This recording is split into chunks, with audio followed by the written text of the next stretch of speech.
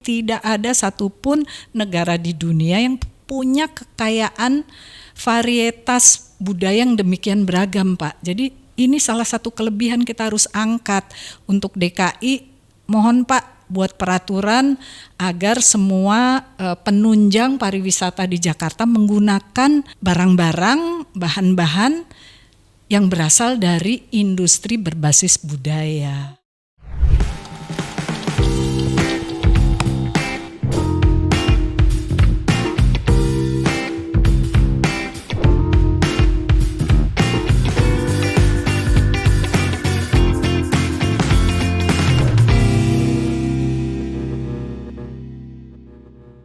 Halo, ketemu lagi kita di Ruang One Team Press bersama dengan saya Prita Laura. Dan kembali saya akan menggali-gali lagi ini sosok dari para anggota Dewan Pertimbangan Presiden yang memberikan wisdom kepada Presiden. Kita pengen tahu bagaimana sih cara wisdomnya itu diberikan, bagaimana bisa mereka mendapatkan wisdomnya, dan kita akan mengenal lebih jauh sosok-sosok pribadi mereka. Karena yang pastinya Dewan Pertimbangan Presiden yang memberikan wisdom kepada Presiden ini adalah sosok-sosok yang sangat luar biasa tentunya.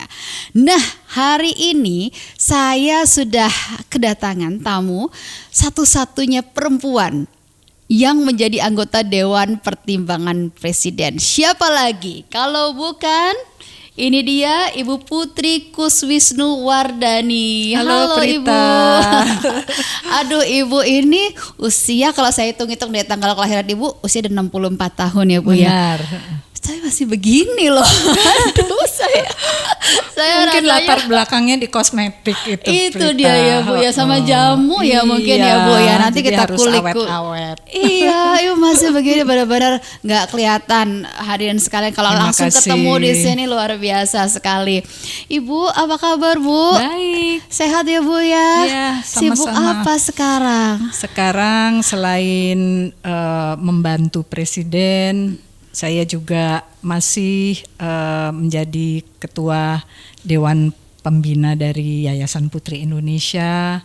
Dan karena di One Team Press ini saya tidak boleh berada dalam struktur organisasi usaha secara langsung ataupun organisasi profesi atau industri. Jadi saya harus lepas semua itu gitu ya. Jadi bisanya hanya sebagai penasehat. Di Kadin pun saya juga menjadi salah satu anggota Dewan Penasehat di Kadin. Nah itu Bu, bicara soal nasihat nih Bu, saya dengar-dengar Ibu tuh udah kenal Pak Presiden, Pak Jokowi dari lama banget ya Bu ya. Iya. Bahkan katanya Ibu tuh udah memberi nasihat banyak kepada Pak Jokowi sebelum jadi Presiden. Jadi berarti sekarang ini tinggal dilanjutin aja begitu nasihatnya. Bener Bu, gimana ceritanya? Ya, saya mengenal beliau tahun 2003, jadi masih sama-sama pengusaha. Saya ada di Kadin Pusat, Kadin Indonesia, dan beberapa kali juga harus turun ke Solo. Kebetulan saya bertanggung jawab membawahi industri berbasis budaya. Salah satunya ada kain, misalnya tenun batik, ya adanya di Solo juga. Kemudian jamu adanya di Sukoharjo. Jadi kerap ketemu juga sama beliau dan berkenalan, kita masih sama-sama pengusaha. Kemudian tidak lama kemudian beliau menjadi wali kota Solo 2 kali ya. Setelah itu memang banyak kerjasama setelah beliau di kepemerintahan. Kalau saya berjuang untuk membangun sebuah situasi usaha yang berkeseimbangan seperti pada waktu itu adalah antara pasar modern dengan pasar tradisional. Saya dorong supaya tidak mati pasar tradisionalnya, harus ada aturan main, pemerintah harus turun tangan. Kemudian diterbitkanlah undang-undang yang membawa itu juga peraturan Menteri Perdagangan pada saat itu Pak Gita Wirjawan yang membuat balancing daripada keberadaan pasar modern dengan tradisional itu secara lebih baik. Nah, saya sampaikan itu juga untuk Solo, Pak Jokowi, saya minta ini aturannya sudah ada, mohon dijalankan dan dipatuhi. Salah satu daripada pemerintah daerah yang menjalankan aturan tersebut terbaik adalah beliau. Jadi udah dari zaman wali kota Solo ya Bu ya. Wali kota Solo jadi tahun berapa ya, 2003 atau 2004. sudah banyak kerjasama, begitu juga dilanjutkan dengan periode kedua beliau. Dan salah satu yang memang sangat mendorong beliau untuk mau maju ke DKI itu saya juga gitu. Saya bilang, Bapak, kalau Pak Jokowi tidak mau, Pak Jokowi mengatakan saya sudah dipilih oleh warga Solo untuk periode kedua, saya harus selesaikan gitu. Saya Waktu bilang, itu Ibu meyakinkannya gimana, Bu? Saya bilang bahwa kalau ada panggilan yang lebih besar Bapak dibutuhkan, ya harus mau Pak gitu. Ini panggilan gitu, bukan keinginan Bapak sendiri, tapi panggilan yang lebih besar. Dan di DKI pun juga demikian. Saya sebagai Wakil Ketua Umum Kadin Indonesia bidang industri berbasis budaya, saya adakan sarasehan dengan beliau sebagai Gubernur DKI. Saya usulkan kepada beliau, Pak, salah satu sektor yang menunjang pariwisata itu adalah industri berbasis budaya, ya. Karena Indonesia ini bukan hanya keindahan pariwisatanya yang menjadi daya tarik, ya. Mungkin ada negara lain seperti Maldives yang punya laut yang bening dan indah juga, gitu ya, yang nggak kalah dengan Indonesia. Tapi tidak ada satupun negara di dunia yang punya kekayaan varietas budaya yang demikian beragam, Pak. Jadi ini salah satu kelebihan kita harus angkat untuk DKI. Mohon Pak buat peraturan agar semua penunjang pariwisata di Jakarta menggunakan barang-barang, bahan-bahan yang berasal dari industri berbasis budaya. Oh, jadi itu asalnya dari Ibu sampai kemudian ada peraturan itu. Oh, alah ternyata ya kita akhirnya tahu latar belakangnya. Nah, kalau Ibu sebagai Dewan Pertimbangan Presiden, Bu, boleh bocoran nggak kira-kira apa nasihat yang pernah diberikan kepada Presiden? Oke, kalau nasihat persisnya kami nggak boleh bicara. Itu berdasarkan undang-undang, kami diatur supaya kerahasiaan nasihat kami kepada Presiden itu dijaga. Tetapi tentunya Prita juga melihat apa yang menjadi kebijakan Presiden secara umum kemarin di dalam menghadapi COVID, ya. Mungkin lebih dari 50% dari apa yang dijalankan itu berasal dari One Team Press. Saya nggak bisa sebutin apa saja, tapi banyak dari decision making itu berasal dari One Team Press juga. Kami tidak begitu saja menasihati Presiden, tapi kami mengundang menteri-menteri atau kepala lembaga untuk kami ajak diskusi supaya kami bisa melihat gambaran secara keseluruhan, secara lebih jelas, sehingga pada saat kami memberikan nasihat dan pertimbangan itu sudah holistik, 360 derajat, karena Presiden nggak boleh dapat pandangan yang mungkin keliru gitu. Iya, nah, kita penasaran nih Bu, kalau kita nggak boleh tahu subjeknya spesifik, apa, tapi kita boleh dong tahu Bu caranya gimana menyampaikan, karena kan apakah dengan kedekatan pribadi Ibu bisa memberikan sebuah advice, sebuah pertimbangan tuh dengan bisik-bisik atau nggak sambil ngemil serabi Solo atau sambil ngejamu bareng sama Pak Presiden gitu loh Bu. Iya. Jadi di One Team Press sendiri kami ini mayoritas kita decision-nya kolektif. Jadi nasihat dan pertimbangannya bersama-sama, disetujui secara bersama-sama, ada 9 anggota. Sudah oke, itu diberikan kepada Presiden baik secara langsung maupun secara bersurat, ya. Tetapi di luar itu kami juga diperbolehkan memberikan nasihat dan pertimbangan secara individu masing-masing dari 9 itu. Silahkan sesuai ekspertisnya masing-masing memberikan nasihat dan pertimbangan. Bisa tertulis, bisa juga tidak tertulis. Banyak hal yang saya sampaikan kepada beliau yang mungkin tidak tertulis ya, atau kadang-kadang bahkan dengan tulisan tangan saya sendiri karena mungkin buru-buru, karena pertemuannya juga tidak formal gitu. Jadi saya sampaikan dengan tulisan tangan saya sendiri, dan alhamdulillah beliau itu tidak pernah melupakan nasihat dan pertimbangan dari siapapun, ya, terutama tentunya dari orang-orang yang beliau percaya ya, duduk di One Team Press. Dan walaupun tulisan tangan saya pun tuh saya melihat, aduh dikerjakan rasanya seneng gitu. Ternyata tidak perlu harus yang melalui diketik birokrasi rapi yang sedemikian rupa gitu ya, dengan Bu ya. Presiden, tapi bisa setiap saat, karena kadang-kadang kan kita buru-buru ya, Iya. tapi ini masalahnya penting gitu, kita harus sampaikan gitu. Iya, itu pasti sudah memasuki sebuah level kepercayaan yang sangat Ya, dalam betul. sampai kemudian bisa seperti itu ya, Bu ya. Betul. Nah, kalau saya baca ya, Bu ya, waktu itu Presiden melantik Ibu Presiden menyampaikan bahwa pertimbangannya adalah Ibu ini dianggap bisa memberikan sebuah wisdom terkait dengan pemberdayaan usaha kecil, menengah dan mikro. Nah, itu bagaimana, Bu? Apakah memang Iya. Ibu spesifik di sana dan apa yang Betul. visinya seperti apa? Ya, karena beliau kenal saya dari tahun 2003, ya tahu perjuangan saya memperjuangkan pasar tradisional, pedagang pasar tradisional, bagaimana supaya jangan mati. Jumlahnya pedagang pasar toko tradisional aja ada 16 juta. Iya. Nah, katakan pegawainya 3 dikali udah berapa tuh? Iya. Itu tahun sekitar 2006-2007 ketika saya sampaikan kepada Pak Jokowi. Jadi beliau tahu sekali bahwa memang saya paham dan mendalami sektor itu dari Iya. dulu. Memang saya merasa bahwa Indonesia ini banyak melibatkan pengusaha-pengusaha kecil yang tangguh, yang saat krisis ekonomi tahun 98 mereka lah yang survive karena mereka tidak ada pinjaman, Iya, tidak juga ada exposure terhadap falas yang mengakibatkan yang saat itu kan sampai 20.000 ya nilai Iya, tukarnya. berfluktuasi. Mereka tidak terkena dampak sama sekali, sehingga semakin banyak dan semakin tangguh pelaku-pelaku usaha mikro dan UMKM kita ini, semakin kuat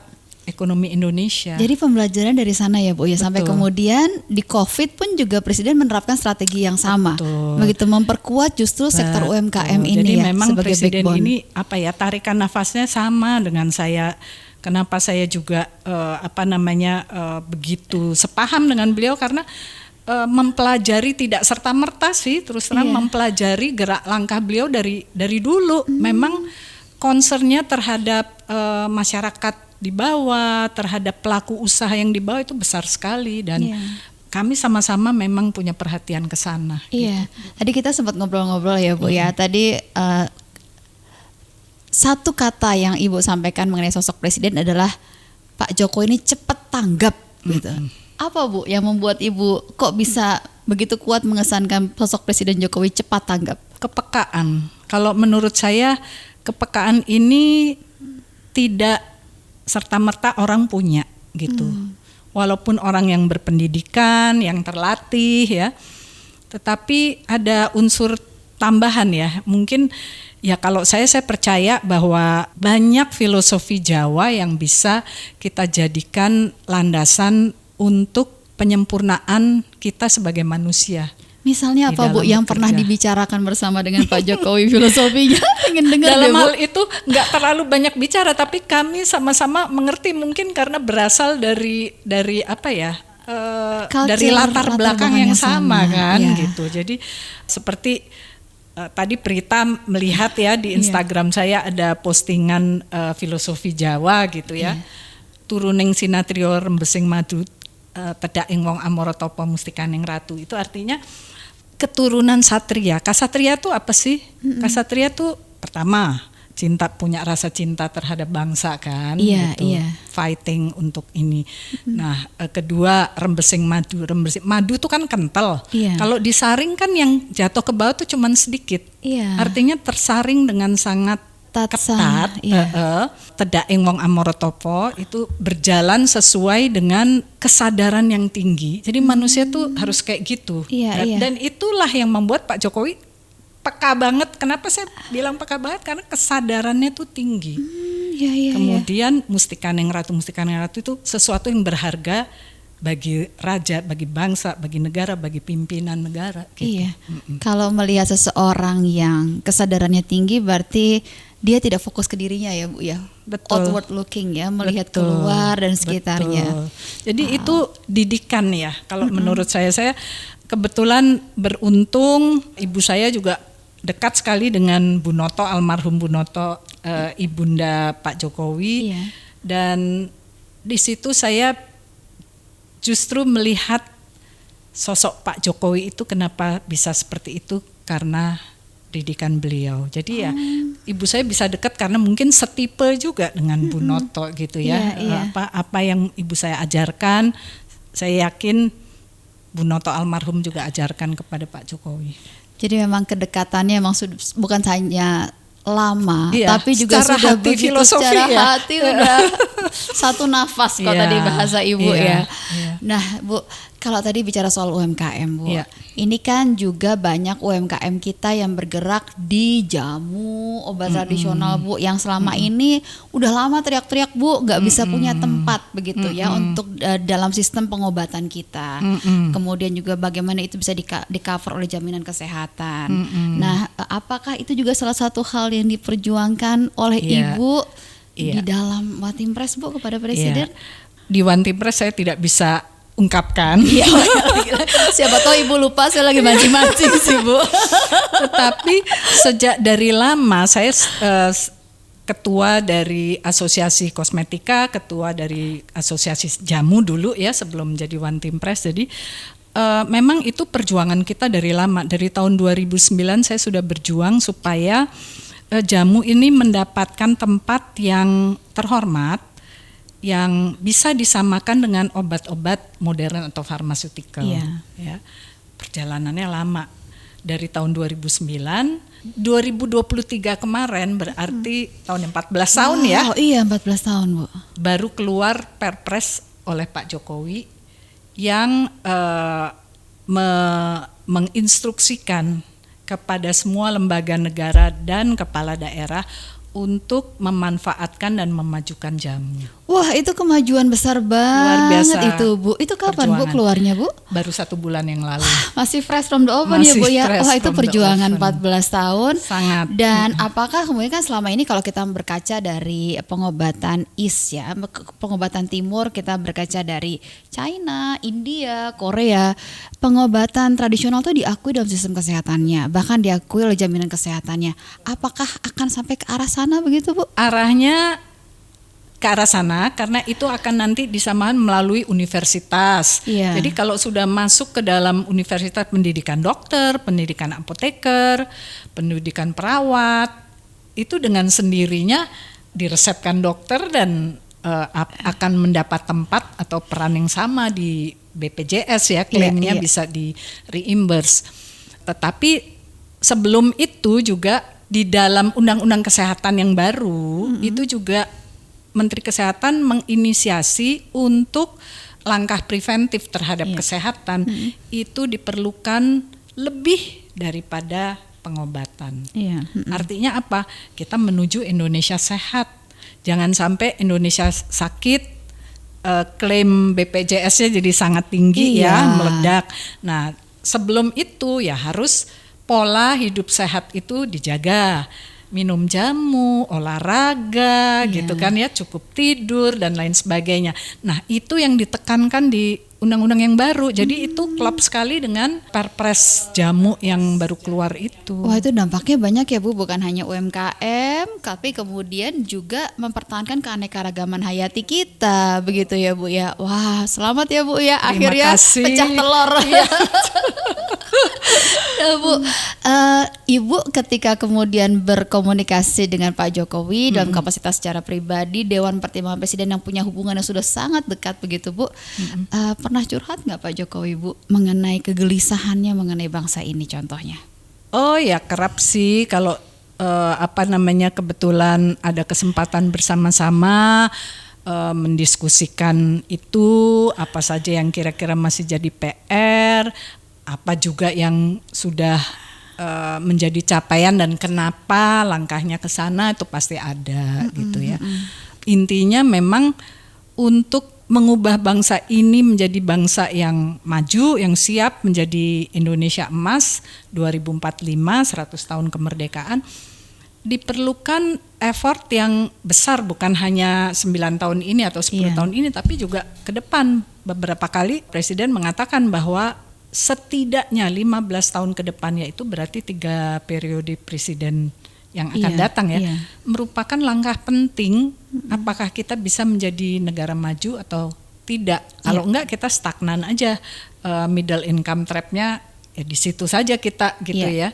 Tetapi kalau kita benar-benar menjalankan apa yang diperlukan untuk bisa menjadi bangsa yang maju, antara lain itu kita harus jadi masyarakat yang sehat, masyarakat yang cerdas, pendidikan harus menjadi salah satu yang utama, kemudian stunting harus diberantas ya, baru kita bisa ke sana. Jadi memang kalau mau ngomong kayak gitu, kayak mimpinya presiden tuh memang sudah panjang sekali. Memang ya. Itu sudah. ya kegelisahan beliau ya di situ ya, bagaimana membangun fondasi untuk Indonesia maju dan keberlangsungannya. Kalau presiden curhat itu pakai bahasa apa Bu? Bahasa Jawa apa gimana? Bukan sesama orang Solo nih Bu? Bahasa Indonesia, tapi kalau ngomong berdua gitu ya, kalau sebagai One Team Press bahasa Indonesia ya. Tapi kalau ngomong berdua kami sama-sama menggunakan bahasa Jawa halus. Jawa halus ya Bu ya.